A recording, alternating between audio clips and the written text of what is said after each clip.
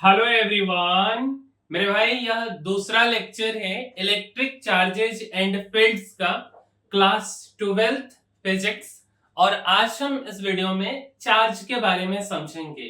तो आइए हम चार्ज के बारे में बात करते हैं। मेरे भाई जब आप एनसीईआरटी पढ़ोगे क्लास 12th का, तो उसमें काफी सारे एग्जाम्पल्स दिए हुए हैं। जैसे कि जब आप स्वेटर को पहनते हो या जब आप स्वेटर को खोलते हो, उस समय हल्का सा ना आपके स्वेटर में चट चट का आवाज सुनाई देता है। या जब कभी आप बस से जा रहे हो और अचानक से क्या होता है कि जब उसका जो है आप रड पकड़ते हो, उस समय आपको हल्का सा शॉक महसूस होता है। या कभी आप क्लास में ऐसे बैठे हो तो आपको हल्का सा झटका सा महसूस होता है। या जब हम जो है छोटा सा एक्सपेरिमेंट करते रहते हैं, जैसे कि छोटा छोटा सा कागज का टुकड़ा ले लेते हैं और कंघी को बाल में ऐसे ऐसे घसते हैं और फिर इसे टुकड़े को मतलब हम सटाने का कोशिश करते हैं। तो उस केस में भी आपका क्या होगा कि यह पेपर का टुकड़ा इसमें जाके सट जाता है। अच्छा, जैसे ये लड़की जो स्वेटर पहनी है, तो जब यह स्वेटर पहनी होगी उस टाइम पे इसको हल्का सा आवाज आया होगा चट चट का।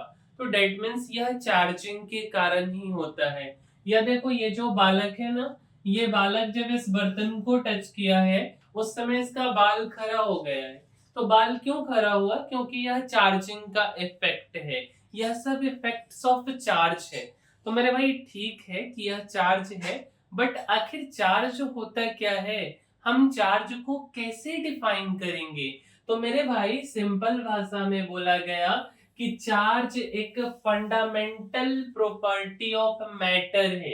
सिंपल भाषा में क्या बोला गया कि चार्ज जो है एक फंडामेंटल प्रॉपर्टी है। जैसे हम बोलते हैं ना कि मैटर हो गया, तो इस मैटर का फंडामेंटल प्रॉपर्टी क्या है? चार्ज है। अच्छा, अब इसका काम क्या है?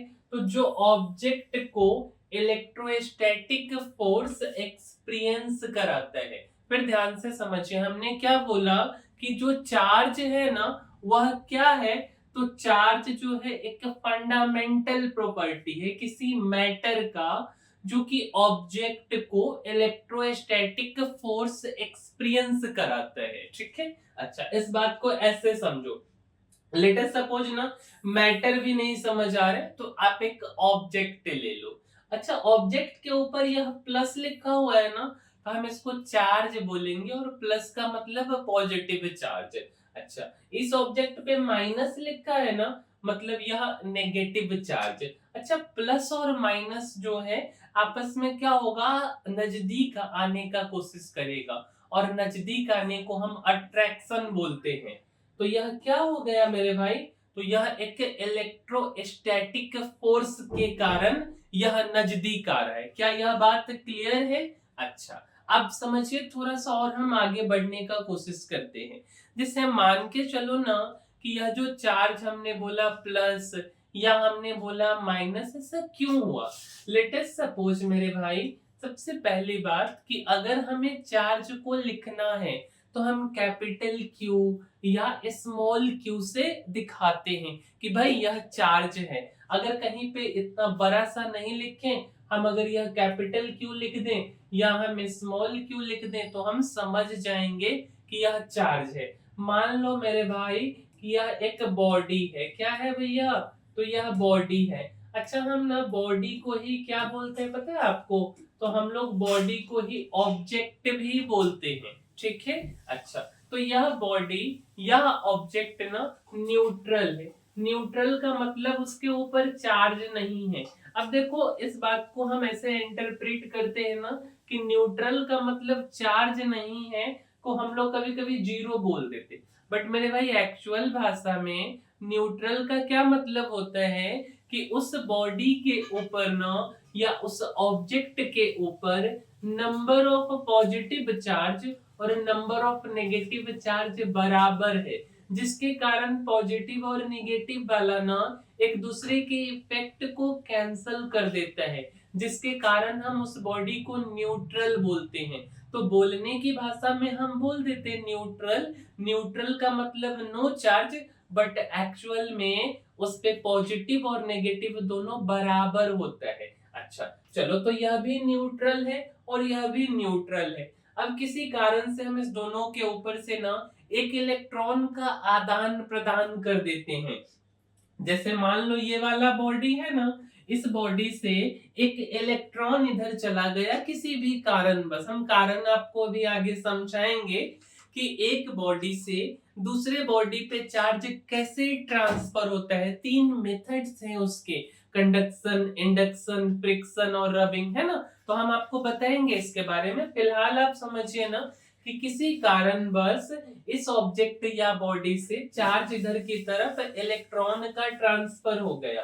तो जब इलेक्ट्रॉन का ट्रांसफर हुआ इस बॉडी से इस बॉडी पे, तो जिस पर से इलेक्ट्रॉन गया ना वह बॉडी हो गया पॉजिटिव, और जिस पर इलेक्ट्रॉन आया ना वह हो गया नेगेटिव। मतलब अब यह बॉडी न्यूट्रल नहीं रहा, अब यह पॉजिटिव चार्ज हो गया और यह नेगेटिव चार्ज हो गया। क्या इस बात से आप सहमत हैं? अच्छा, अब समझिए, यह जो पॉजिटिव चार्ज हुआ ना बॉडी और यह जो नेगेटिव चार्ज हुआ ना, तो इसमें इलेक्ट्रॉन का ट्रांसफर हुआ। हो सकता है कि एक इलेक्ट्रॉन का ट्रांसफर हो सकता है कि 2 इलेक्ट्रॉन का हो सकता है कि 5 हो सकता है 10 हो। बस ध्यान रखने वाली क्या बात है कि कभी भी आधा इलेक्ट्रॉन का ट्रांसफर नहीं होता है एक बॉडी से दूसरे बॉडी पे। कभी भी फ्रैक्शन में ना ट्रांसफर नहीं होगा, 3.5, 4.5 इलेक्ट्रॉन का ट्रांसफर नहीं होगा। हमेशा ना इंटीग्रल वैल्यू में इलेक्ट्रॉन एक बॉडी से दूसरे बॉडी पे जाता है। तो यह जो हमने n लिखा ना मेरे भाई, यह एक इंटीजर है। बस इस बात को आपको ध्यान में रखना है, छोटा सा ही तो बात है।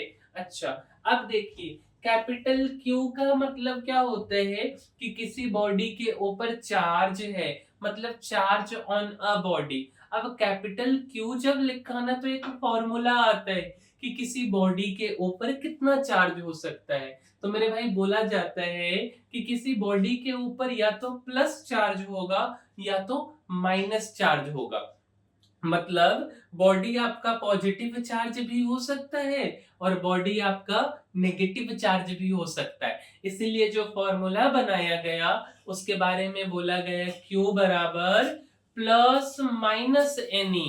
तो फॉर्मूला जो है किसी बॉडी के ऊपर चार्ज निकालने का कौन सा फॉर्मूला है, तो Q बराबर प्लस माइनस NE। ध्यान रहे यह बात। अच्छा, N के बारे में हमने बोला कि नंबर ऑफ इलेक्ट्रॉन से ट्रांसफर, और यह हमेशा एक इंटीजर वैल्यू होगा, 1 2 3 4 5 6 प्लस का या तो माइनस का, फ्रैक्शन नहीं होगा। तो हमने उसी बात को लिख दिया कि फ्रैक्शन नहीं होगा, है ना। अच्छा, यहाँ पे जो हमने n के साथ में e लिखा है, e का मतलब क्या होता है मेरे भाई, तो e का मतलब होता है 1.6। देखो e का मतलब वैसे तो 1.602 इंटू 10 के पावर माइनस के 19 कूलम होता है, लेकिन कैलकुलेशन को सिंपल रखने के लिए आप 1.6 भी लिख सकते हो। तो 1.6 इंटू 10 के पावर माइनस के 19 कूलम। अच्छा, आपसे कोई पूछ दे, मान लो कि आपको एक फॉर्मूला दे दे Q बराबर प्लस NE। आपको क्या फॉर्मूला दिया गया मेरे भाई, Q बराबर प्लस NE। अच्छा, तो प्लस तभी लगेगा ना जब वह बॉडी इलेक्ट्रॉन को लूज किया होगा। किसी को दिया होगा तो प्लस लगेगा और लिया होगा तो माइनस लगेगा। तो अगर फॉर्मूला में लिखा है Q बराबर प्लस NE, तो आपको समझ जाना है कि नंबर ऑफ इलेक्ट्रॉन का लॉस हुआ है।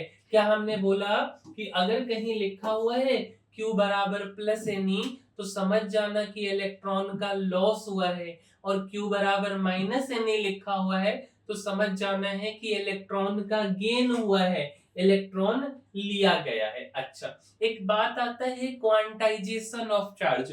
वैसे हम इसके बारे में जब प्रॉपर्टीज ऑफ चार्ज डिस्कस करेंगे तो वहां भी चर्चा करेंगे, ऐसा नहीं कि नहीं करेंगे। बट ऐसे समझ जाओ मेरे भाई कि जब भी क्वांटाइजेशन ऑफ चार्ज की बात आ रही है तो क्वांटाइजेशन ना एक शब्द से मिलके बना है जिसको हम बोलते हैं क्वांट।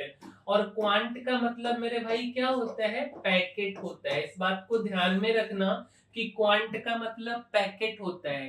तो क्वांटाइजेशन ऑफ चार्ज मतलब चार्ज एक बॉडी से दूसरे बॉडी पे जो ट्रांसफर होगा वह पैकेट के फॉर्म में, और पैकेट को भी सिंपल फॉर्म में बोला जाए तो इंटीजर के फॉर्म में ट्रांसफर होगा। मतलब क्वांटाइजेशन ऑफ चार्ज बोले तो Q बराबर प्लस माइनस एनी आपको लिखना है। क्लियर है ये बात? तो Q बराबर प्लस माइनस एनी। अगर आपसे डेफिनेशन पूछ दे तो आप बोलोगे charge is an integral multiple of 1.6 गुने 10 के पावर माइनस के 19 कूलम, जहां n आपको पता है कि फ्रैक्शन नहीं होगा। अच्छा, अब समझिए एक छोटा सा प्रॉपर्टी को समझिए, लेकिन उससे पहले आप समझें कि चार्ज कितने प्रकार का होते हैं। मेरे भाई चार्ज दो ही प्रकार का होता है। कितने प्रकार का होता है मेरे भाई?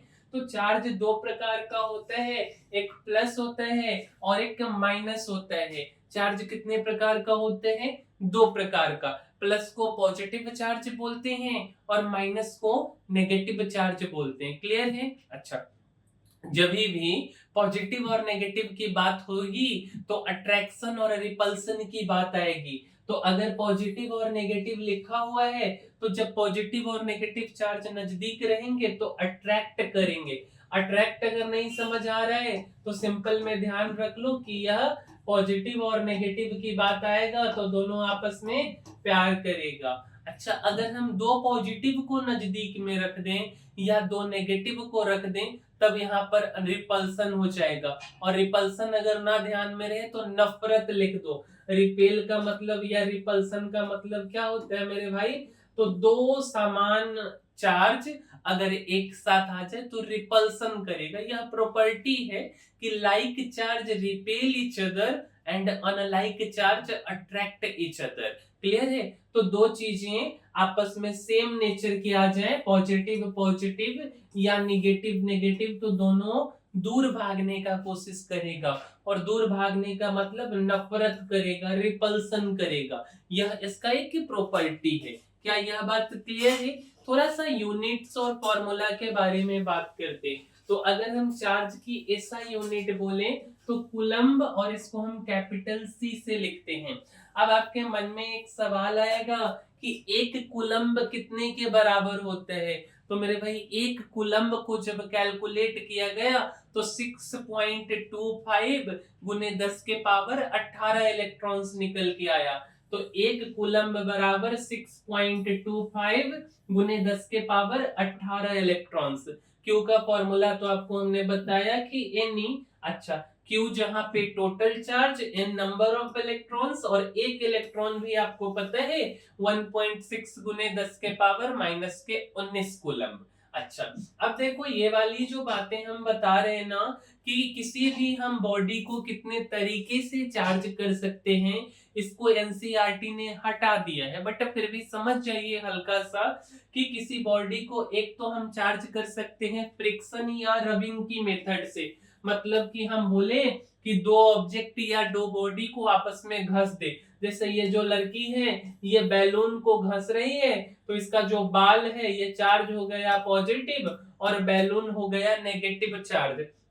और इस मेथड को क्या बोला जाता है मेरे भाई? तो इस मेथड को बोला जाता है फ्रिक्शन, या अगर इसी को आपको बोलना है तो आप इसको रबिंग भी बोल सकते हो, कोई बुरी बात नहीं है। दूसरा जो मेथड होता है मेरे भाई वो होता है कंडक्शन मेथड। कंडक्शन आपको नाम से पता चल रहा होगा कि एक बॉडी न्यूट्रल है और दूसरा बॉडी हम चार्ज लेते हैं और उसके माध्यम से दोनों को टच कराते हैं। जैसे आप देखो ना, एक स्फीयर है जो कि न्यूट्रल है और एक चार्ज स्फीयर है पॉजिटिव, सॉरी रड है। तो ये रड को जब हम इस स्फीयर में टच कराएंगे तो इसका पॉजिटिव चार्ज इसमें चला जाएगा। तो इसमें चला जाएगा, जब रड को हटा लेंगे तो यह स्फीयर चार्ज हो जाएगा और इसी को बोला गया चार्जिंग बाय कंडक्शन। और तीसरा होता है चार्जिंग बाय इंडक्शन। इंडक्शन में बिना टच कराए हमको चार्ज करना रहता है। इस बात को समझिए कि एक स्फीयर ए है और दूसरा बी है।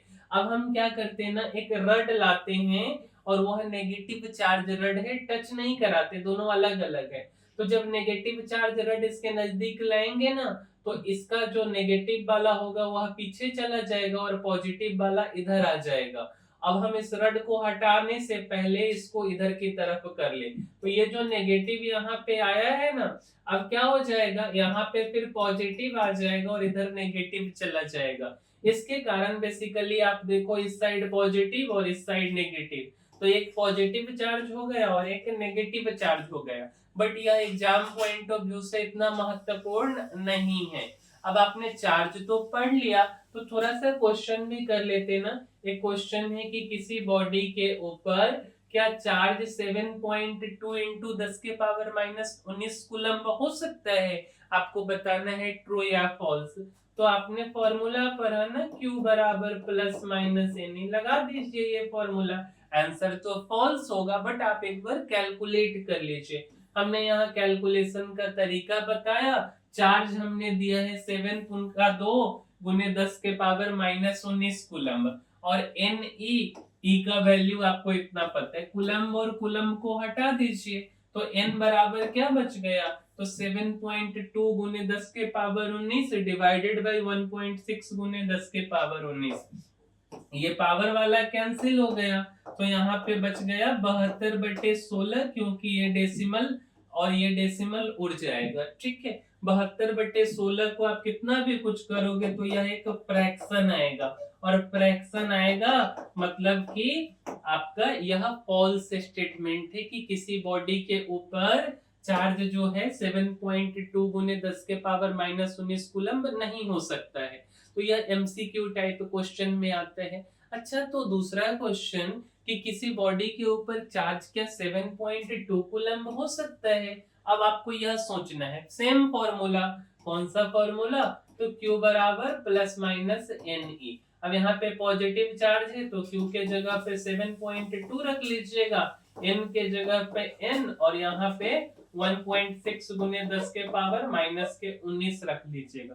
तो आंसर आएगा कि हाँ हो सकता है, ट्रू। सॉल्व आपको करना है, Q के जगह पे ये N 1.6 10 के पावर माइनस के 19 कूलम्ब, यहाँ भी कूलम्ब है, कूलम्ब से कूलम्ब कट गया, और n बराबर क्या हो जाएगा मेरे भाई, तो 7.2 और डिवाइडेड बाय 1.6 इंटू 10 के पावर माइनस 19। आपको पता है कि ये पावर ऊपर जाके प्लस हो जाएगा, तो यहाँ पे हम 7.2 इंटू 10 के पावर प्लस का 19 लिख देते डिवाइडेड बाय 1.6। कभी भी यह पावर ऊपर जाता है 10 के पावर माइनस 19 तो प्लस हो जाता है। अब यह हो गया 72/16 गुने 10 के पावर 19। तो इसको हम ऐसे भी तो लिख सकते हैं, 72 को 720 गुने 10 के पावर 18 और डिवाइडेड बाई 16। इसको अगर हम सोल्व करेंगे तो कितना आ जाएगा, 720 को अगर आप 16 से डिवाइड करोगे, 16 × 48, 16 चौका 64 है ना, 12 में से 4 गया 8 और 16 पंचे 80। तो यह आ गया मेरे भाई 45 गुने 10 के पावर 18। तो 45 गुने 10 के पावर 18 इलेक्ट्रॉन्स, यह एक इंटीजर है और इसीलिए चार्ज इतना हो सकता है। तीसरा क्वेश्चन है कि किसी भी बॉडी के ऊपर सबसे कम चार्ज कितना हो सकता है, मिनिमम चार्ज होने बॉडी। आपको एक ही फॉर्मूला लगाना है, Q बराबर N इंटू ई। तो मेरे भाई Q मिनिमम कितना हो सकता है, तो Q मिनिमम का मतलब हुआ कि N आपका क्या हो जाए, तो N मिनिमम इंटू ई। अब N मिनिमम तो 0 हो नहीं सकता, तो N मिनिमम कितना हो जाए, तो 1 इंटू ई, और E का वैल्यू आपको पता है 1.6 गुने 10 के पावर माइनस के 19 कूलम्ब। तो Q मिनिमम कितना आ गया मेरे भाई, तो Q मिनिमम आपका आ गया 1.6 गुने 10 के पावर माइनस के 19 कूलम्ब। तो यह किसी बॉडी के ऊपर मिनिमम चार्ज हो सकता है। उम्मीद करते हैं कि आपको चार्ज के बारे में जो दूसरा लेक्चर हमने बताया है यह समझ आया होगा। अगले वीडियो में हम इसके और भी प्रॉपर्टी के बारे में बात करेंगे कि कौन कौन सा प्रॉपर्टी होता है, 5-7 प्रॉपर्टी जो आपको आना चाहिए एग्जाम पॉइंट ऑफ व्यू से। और इस वीडियो में इतना ही। और वीडियो अगर आपको अच्छा लगा है तो इसको लाइक जरूर कीजिएगा, साथ साथ शेयर भी कीजिए और चैनल को सब्सक्राइब भी कीजिए। मिलेंगे हम किसी अगले वीडियो में। इस वीडियो में इतना ही, तब तक के लिए धन्यवाद।